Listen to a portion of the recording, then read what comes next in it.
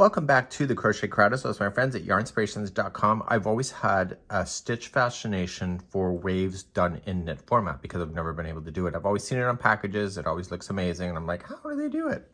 So here we're going to be looking at the classic knit feather and fan blanket. And this is using Karen Spice Cakes. It's a really thick yarn. And here is an example of this Spice Cakes. And you can see how thick and wonderful it is. And it's knitting. You can really see the stitch work really popping out. So if you want to change the size of this, it's in multiples of 18 plus 6. So you can go 18, 18, 18. When you're happy with the width of it, then you just add 6 more. Now you should know that when you do that, the up and down motion, you have to factor that in because it'll make it shorter in time. And so I don't know what that would be in order to get to different sizes. So that's something that you'll have to figure out on your own. I'd rather be honest with you than you messaging me and me not answering those questions. So this particular pattern here has a repeating of just 4 rows that do it. And the 4 rows are really quite simple in the fact that the decrease and the increase is only happening on one of the rows. The rest of it is just a matter of keeping in check. You're also going to notice there's a garter stitch edge that is going on here. So that plus 6, there's 3 on this side, there's 3 on the opposite side to keep the balance. And so the 18 is actually within the wave itself. And that is quite amazing. So what I did, I came up with a little cheat sheet for myself. It's the only way that I can knit and keep in balance. And so I just marked the list off as I go. First one, row number 1 is just knitting across. Row number 2 is K3, so you knit 3, purl the rest of it, and the last 3 are K3. So knit 3, and number 3 is the one that has the increase and the decreasing to create the wave shape, and then number 4 is the knit. Okay, so because the 4th and the 1 here has the knit in a row, it creates the texture of the ridge, and that's what we're going to be doing today. So this is an easy level. I'm going to expect that you know how to cast on. If you don't know how to, we do have tutorials available on that. I'm going to do a long tail cast on. My particular sample was only 42, which is that multiple of 18 plus 6. And so that is something that you can decide for yourself. And you can see it turns out really quite lovely. This is a standard classic design. So even if you don't want to use this yarn and you want to use something else, as long as the needles match the yarn, you can pretty much decide that you want to do. Because you know the multiples now, you can change that width for anything. So if you want to make a baby size blanket with a different yarn, the stitch work is still the same. It's just going to be a different width. So maybe you want to make a swatch and see how it's going to go. And today we're going to get started. One thing I'm going to leave with you is that there is a stitch diagram here. I don't understand the stitch diagrams for knitting yet. I'm just learning how to knit for the first time, like seriously. So this is something that I'll figure out in time, but I'm not going to worry about that. I'm just going to concentrate on the actual instructions itself. I'll show a brief definition of what it is to cast on. You need a circular knitting needles with a 36-inch that is completely 36 inches long in order to hold this whole blanket. Here I'm just using a small sample. Mine's only 16 that you see. My knitting needles that I'm using here are not the same size. You'll need an 8mm size US 11 if you are matching the Spice Cakes, but as I mentioned in the introduction, if you're going to change your yarn to something else, just look at the ball band or look up the yarn online and get the recommendation that it would do.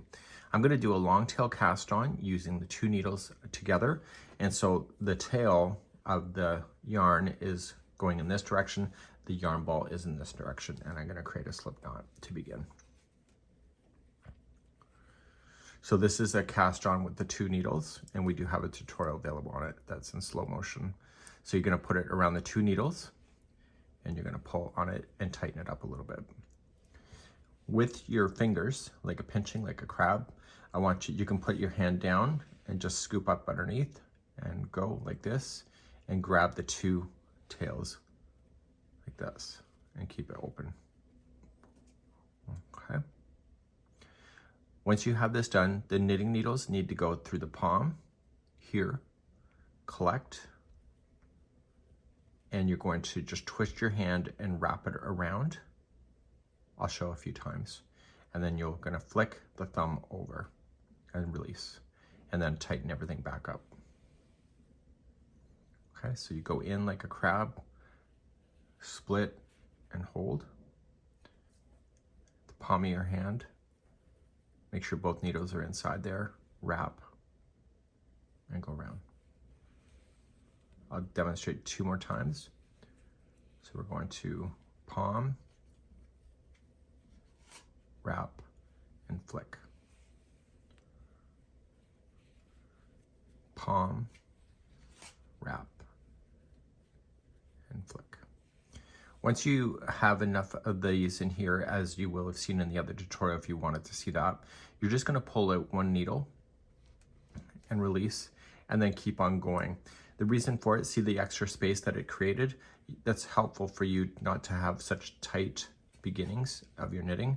And so when you start another batch, you're going to go around the 2 needles again, and then once you have enough on your needles, then you can just release what I just showed you, and then just carry on. So you either are going to cast on 150, which is the same as the multiple, or you can just cast on 18, 18, 18, and then add 6 to the end to stay in balance. And you can decide to do what you need to do. So I'll see you at the end of the cast on in a few seconds. So I now have my 42 stitches because I'm just doing a swatch with you, and the yarn that I have left over, I'm just going to snip it a little bit shorter. It's a little bit longer than what I wanted, but I've not been able to figure out exactly how much yardage I need for those tails. So what I would like to do now is to start and cast, and I've done now the cast on. My purpose of the tutorial now is that I'm going to take you through rows 1 through 4 mansplaining. So I'm going to over explain. I'm also going to get yourself set up. So we're going to want to use stitch markers, and these little round things are called stitch markers. We're going to want those. I found this is the only way for me to do it so that I don't go spastic in the sense that I might questioning my life. So the stitch markers you're going to need, and every 18 stitches we want to be able to put these stitch markers into play, and we're going to be doing that and setting ourselves up the very first row. We're going to go all the way through rows till 4, and then what is going to happen is that I'm going to refilm then rows 1 through 4 again, but without all the mansplaining, except for row number 3. That's the one that I'll walk you through as we go through. So in the second time around. So let's begin, and let's get our stitch markers ready. And these are just something you can find at a craft show. Just grab a handful. You don't need very many, but just grab some, and let's get started. Let's begin row number 1. Get your stitch markers ready, and we'll put those in a position as we go. So as I mentioned in the introduction, the first 3 stitches and the last 3 stitches are going to be a garter edge. So what I want you to do is begin to knit the first 3, okay? And we're gonna knit. So we count off, so we go 1, 2, and 3. Once you have that done, grab a stitch marker, I don't care what color, just slide it onto your needle, and therefore you will know that this is an indication that something's different. So now I want you to count and knit the next 18 in a row. That is the stitch multiple. So let's start and do the next 18. So we're going to say 1, 2,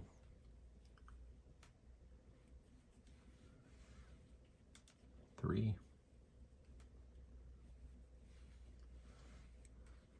4,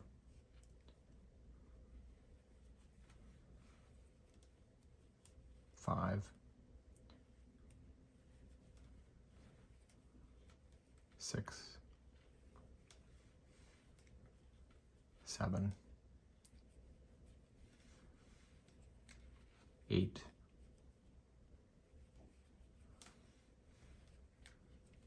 9, 10, 11,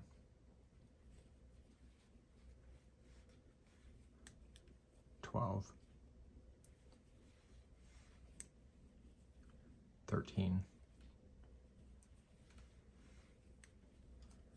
14,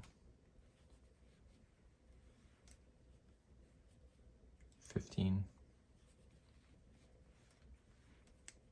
16, 17, 18. So I want to verify just to make sure I didn't lose count. So 2, 4, 6, 8, 10, 12, 14, 16, and 18. Once you confirm that you have 18, slip on another stitch marker and continue along. So what I want you to do is go along the top of your beginning cast on, and after every 18th stitch, put in a stitch marker. And this should leave you to the point that there will be 3 stitches left over after the last 18 goes in. So please do that, and I'll see you at the end of this row. So eventually you'll come close to the end. I've just now completed another 18, put in a stitch marker, and you should have 3 left. The 3 that are left, you're just going to do a knit stitch. So now your project has been labeled with the stitch markers to tell you where the stitching repeats are going to be. And this is so critical for row number 3. But we're going to get ourselves set up. And remember that the stitching markers are never part of the work itself. They're just resting around the needle so you can keep an eye on it. So what I need you to do is to grab your sheet that you're working with. Okay, so I'm just starting a new section here. So let me just cross this off, and I got number 1, check. So number 2 is going to move on, and I just keep checking that off as I go. I'm a new knitter, so I need to do that, but I think experienced knitters probably do that too. Who knows? Let's begin row number 2. It's a really easy row. So we're going to keep our edge as a garter stitch. So the garter stitch just means that every time you do it, it's a knit stitch. And this creates a nice flat edge so that it will sit down. So the first 3 are automatically going to be a knit. And because I have a stitch marker in there, you don't have to count specifically, but it just gives you an indication of where you're going to stop doing that. Whenever you get to a stitch marker, which will be next, you just have to transfer the stitch marker over top and transfer it from one to the other to keep it in balance. And then the remaining stitches all the way to the end, except for the final 3, will all be a purl. So I'm going to have you do that on your own. So to do a purl, if you recall, you're just going to put this yarn here between the 2 needles into the front side of the work, and then you're going to come down into the top part of the stitch and across the front of the project. You're going to wrap the needle, the front side, around and down, and you're just going to come down and push it out to the back and slide. And so this is the wrong side of the work, if you ever wanted to know that. So you just go in, wrap, and flick to the back. So in, wrap, flick to the back. And I need you to do that all the way to the last stitch marker, and then the final 3 stitches I want you to switch back and do the final 3 as a knit stitch. Okay, so, and I'll see you there in just a few moments. So I'm coming close to the last stitch marker before the end of the row, which you will as well, and we have to switch the last 3 stitches to be a knit stitch. So when you get to the last stitch marker here, just transfer it over like you did the rest. And then you're going to take this yarn and go between the needles to the back. And then the last 3 will be a knit stitch. So do you like doing the purls better than the knitting or the knit stitch? Let me know how you're feeling about that. I actually find that purls are easier to remove the loops off the needles. A little awkward when you get to learn it, but then once it gets into your head, it's okay. So then everything is working out. Turn your needles and let's do row number 3. Let's start row number 3. The first 3 will be a knit stitch. We want to keep this as the garter. So let's do that, and then transfer your stitch marker at the end of the 3.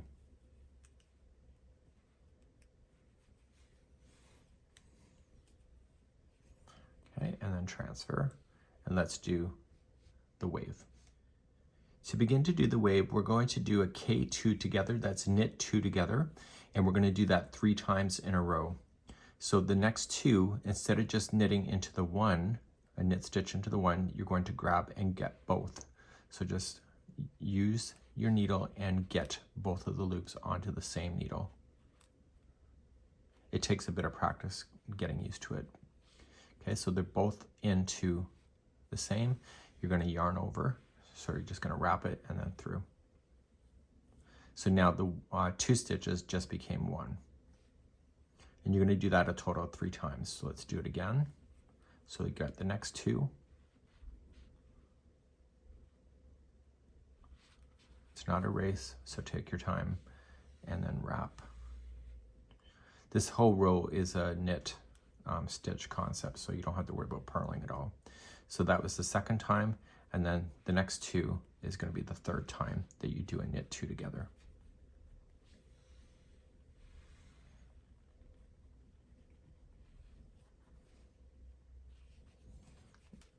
Okay, so there's your first 3 stitches that you have. Now we're going to do yarn over and then knit 1, and you're going to do it a total of 6 times altogether.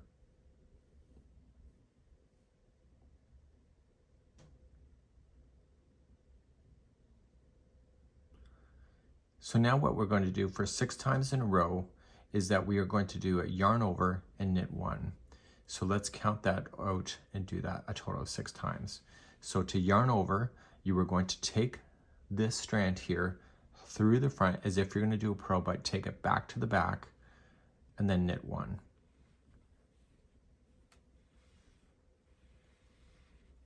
And so now you've just created with 1 stitch a total of 2 stitches. So that was yarn over, knit 1 for 1 stitch. We're going to do it 5 more times. So let's do it again. So what I would do is wrap. Here's how I count it. So I wrap for 2, knit stitch 2.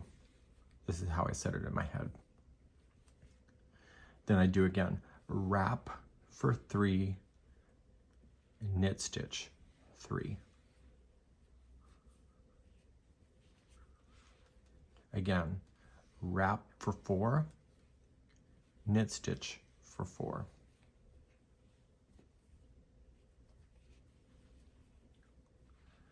Wrap for 5, knit stitch for 5. Wrap for 6, knit stitch for 6.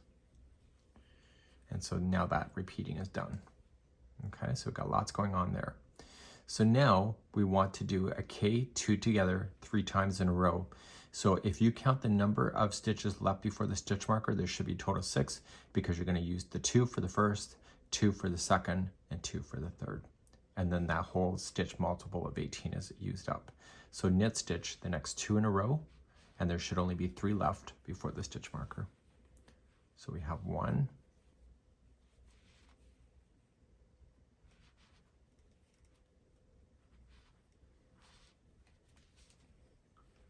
2, and 3. And that is entirely 1 multiple done. Okay, so transfer your needle and let's reset and do another section to your next stitch marker, and then you can do the rest on your own across. And you can reverse back to this point if you need to.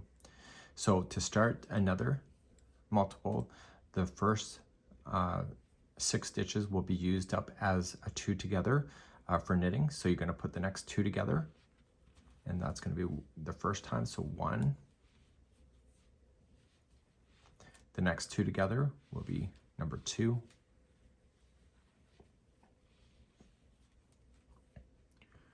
And then the next 2 together will be the third time.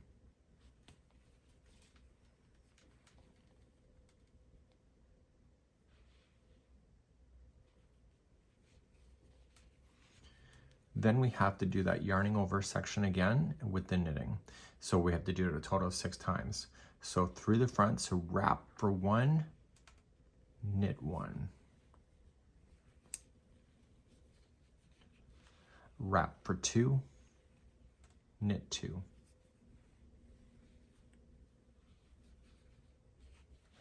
Wrap for 3, knit 3. Wrap for 4, knit 4. Wrap for 5, knit 5. Wrap for 6, knit 6. And this, if you're doing it right, there should be 6 stitches before you get to the next stitch marker after you've got the 6 in. So 2, 4, 6. So my counts are right. So do you see how these stitch markers play into play at this point? So put the first 2 together as a knit 2 together, and we're going to do that once. And we'll do it again to put the next 2 together. It's a little tight when you start working on this project, but it loosens up. So this is the second time, and the third time takes you all the way to the stitch marker. So this is where you'll put me on pause, reverse if you need to go through it again in this tutorial, but eventually you end up in the final 3, transfer the stitch markers as you need to, and the final 3 are just a knit stitch, 1 into each. And this would be how you would complete the 3rd row.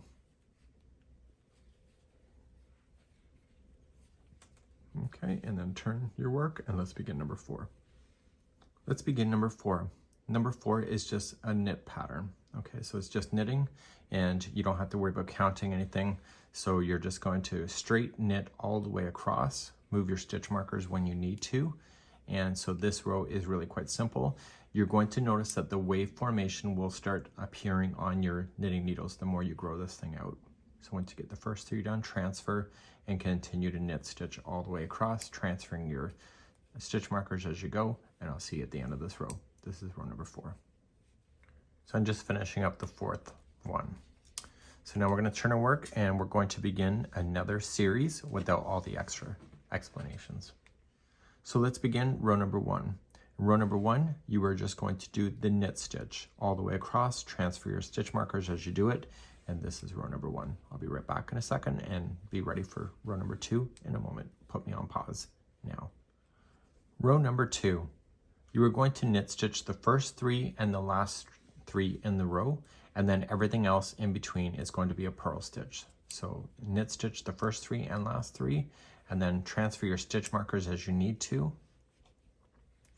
And then everything else in between is just a purl stitch, so make sure you move that yarn in front first, and then begin to purl all the way to the other side and knit the final 3. I'll be right back to start row number 3. Let's begin number 3, knit stitch the first 3.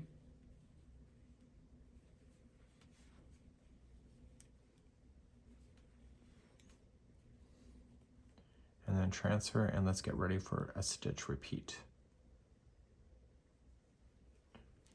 Let's do the stitching repeat then for one section, and you're going to knit the first 2 together. You'll do that 3 times in a row. So we'll do once. The next 2 are together. This is number 2. And put the next 2 together. This is the 3rd time.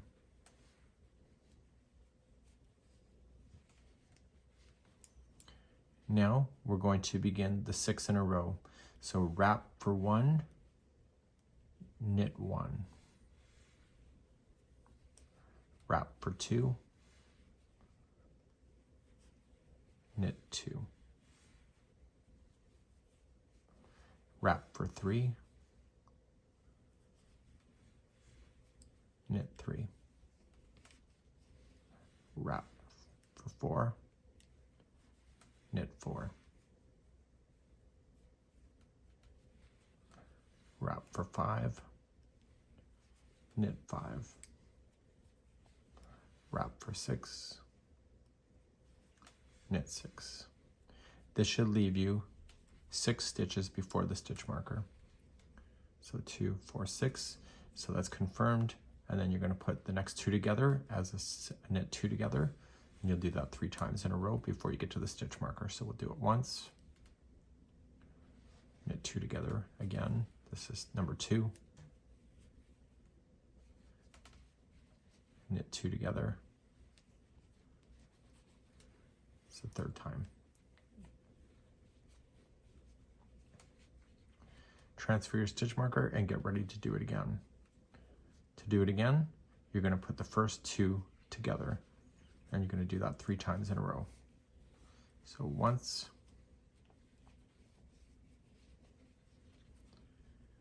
put the next 2 together. This is the 2nd time. Put the next 2 together. This is number 3. Now you're going to do those 6 stitches that we need. So we're going to wrap for 1, knit 1, wrap for 2, knit 2, wrap for 3, knit 3, wrap for 4, knit 4, wrap for 5, knit 5, wrap for 6, knit 6. And how many stitches should be left over before the stitch marker? Should be 6. So 2, 4, 6. So then those are going to be knit 2 together once, twice, or 1 time. Knit the next 2 together. This is number 2. And finally number 3. In the video description, you will have the information to go back, and I will have separated it out. So row 3, just look for row 3 stitch multiple, and then you can reverse back there. Once you're at the very end of this row, you just simply do the knit stitch for the final 3, and that will conclude number 3. I'll be right back in a moment. Finally, at number 4, you're going to knit the entire row number 4. And just transfer your stitch markers as you know it. This is exactly the same as row number 1. So please do row number 4, and then you can go back through the video chapters to cycle back and repeat rows number 1 through 4 all over again until the cows come home. And I'm going to talk about what row you should finish on before you do the final ending of the cast off, and I'll be back in a moment. So now you're going to repeat rows number 1 through 4 until the cows come home, or until you get sick of the project, or you're done.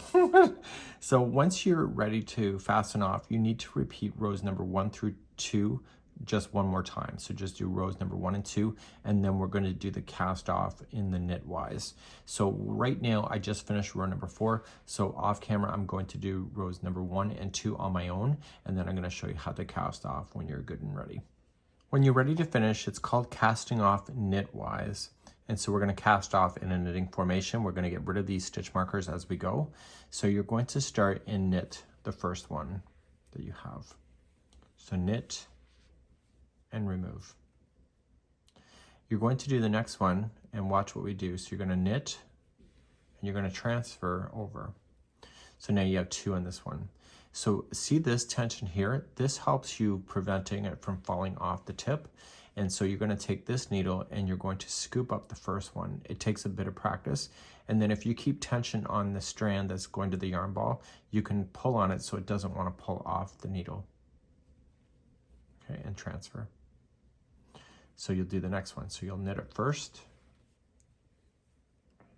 and then scoop under the first one here and scoop it right over top.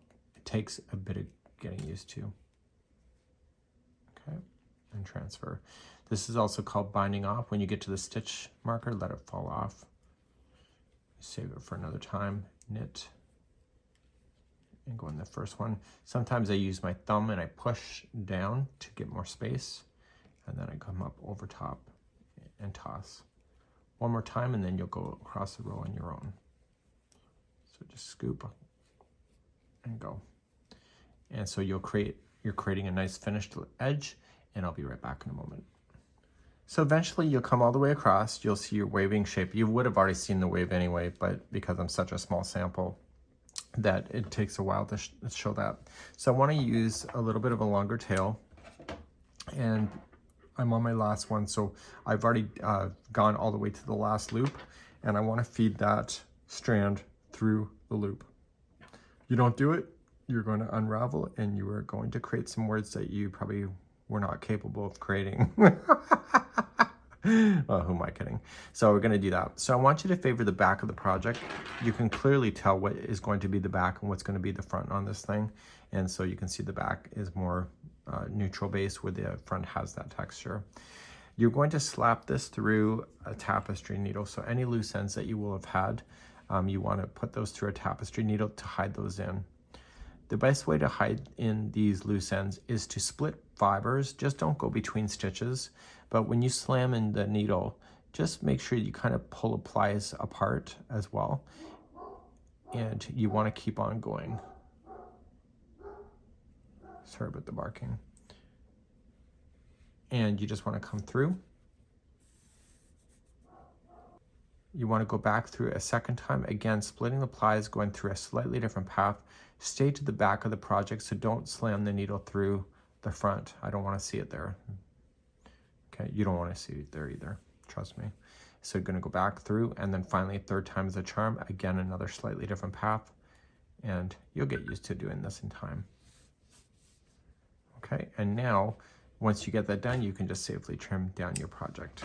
So you can really see the stitch work is going to be really quite lovely, and depending on the yarn you choose, it's going to be really showing up differently. So this here is the Karen Spice Cakes, so you can see it looks almost different even though it's the same thing, and I think it's a great idea, and I've always seen these in patterns and now I know how to do it. That's it. Have a good one.